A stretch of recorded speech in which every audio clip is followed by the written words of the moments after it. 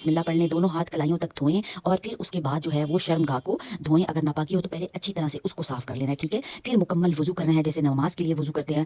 پاؤں آخر میں بھی دھو سکتے ہیں. پھر سر پر پانی ڈالیں، 3 مرتبہ سر پر پانی ڈالیں اور انگلیوں سے بالوں کی جڑوں کو جو ہے جناب اچھی طرح سے دھونا ہے تاکہ ہر حصہ جو ہے وہ تر ہو جاتا ہے. بعض دفعہ ویورز ایسا ہوتا ہے کہ ہم لوگ پوری زندگی وضو کرتے رہتے ہیں اور ہمارا وضو نہیں ہوتا. یہ بھی ایک بہت ہی اہم مسئلہ ہے. کس طرح کہ ہم کانوں میں اچھی طرح جو ہے وہ اپنے پانی نہیں ڈالتے اور کوئی کونا یا کوئی جگہ رہ جاتی ہے، ناپاک رہ جاتی ہے. اور ہمارا جو بیلی بٹن ہے اس میں بھی پانی کو اچھی طرح ڈالنا ہے. جب ناپاک ہو، نہانے کے لیے جائیں یا ویسے بھی غسل کریں تو بیلی بٹن میں بھی جو ہے وہ اچھی طرح پانی ڈال لیں اور تاکہ وہ حصہ بھی ہمارا پانی سے تر ہو جائے اور گندگی وغیرہ نکل جائے. پھر پورے جسم پہ پانی بہانا ہے. پہلے دائیں طرف بہائیں، پھر بائیں طرف بہائیں اور اس بات کا خیال رکھیں کہ جسم کا کوئی حصہ جو ہے وہ خشک نہیں رہنا چاہیے.